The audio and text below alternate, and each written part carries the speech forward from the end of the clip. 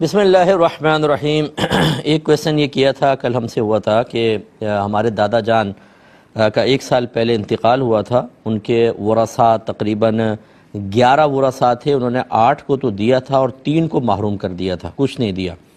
تو یہ 3 جو ہیں وہ اب خاموش رہیں یا وراثت کا مطالبہ کر سکتے ہیں؟ دیکھیں، جیسے ابھی آپ کو میں نے سمجھایا اور میں عرصہ دراز سے، یہ میرا پروگرام مارچ میں پورے 19 سال کا ہو جائے گا اور 20واں سال کا آغاز ہو جائے گا، اور ہم بار بار علم دین کے حصول کے لیے آپ کی خدمت میں گزارش کرتے رہتے ہیں۔ اس طرح کے جو کم علمی والے فیصلے ہو کر کے اپنی آخرت کی بربادی کا سامان کر کے جب انسان چلا جاتا ہے، تو جو اس کے ساتھ قبر میں ہو رہا ہوتا ہے یا میدان محشر میں ہوگا، اس کو تصور بھی نہیں ہوتا، کیونکہ دین کو ہم اپنے نہ گھر میں آنے دیتے ہیں، نہ ہم دین سیکھنے کے لیے سنجیدگی اختیار کرتے ہیں۔ تو خلاصہ کلام یہ ہے کہ دادا جان گناہ گار ہوئے، تمام ورثاء کو یعنی اپنی زندگی میں اگر وہ دے گئے تھے، تو میں نے آپ کو سمجھایا تھا کہ اگر باپ اپنی اولاد کو اپنی زندگی میں کچھ دیتا ہے تو اس میں افضل طریقہ اور افضل قول یہ ہے کہ لڑکا لڑکی اس میں بالکل برابر ہوتے ہیں۔ 1 کروڑ اگر بیٹے کو دیا ہے تو 1 کروڑ بیٹی کو بھی دینا ہوگا، یہ افضل صورت ہوتی ہے،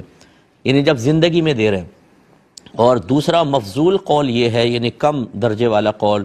کہ جیسے وراثت کا مسئلہ ہوتا ہے کہ لڑکے کو 2 حصے اور لڑکی کو 1 حصہ،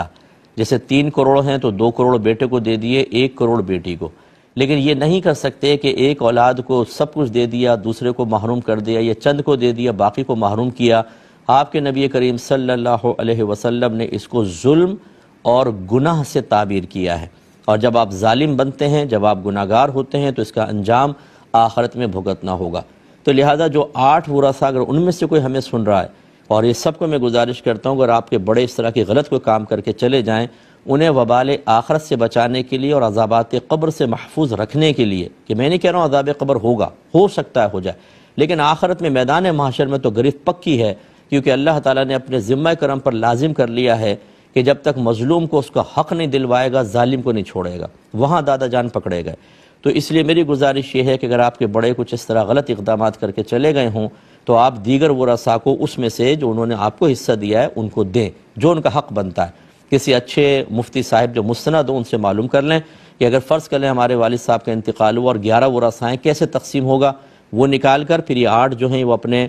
مال نکال کر ان 3 کو بھی محروم کو دیں، تو ہو سکتا ہے وبال آخرت سے بچیں۔ لیکن یہ تو ضرور ہے کہ ان کو کھڑا ضرور کیا جائے گا، اور وہ جو غلط قدم اٹھا کے چلے گئے اور دل آزاریوں کے مرتکب ہوئے، اس کا تو حساب دینا پڑے گا۔ تو جتنے والدین مجھے سن رہے ہیں، جتنے ایسے لوگ جن کا کچھ مال ہے، اگر آج انتقال کر جائیں تو مال تقسیم ہو، خدارا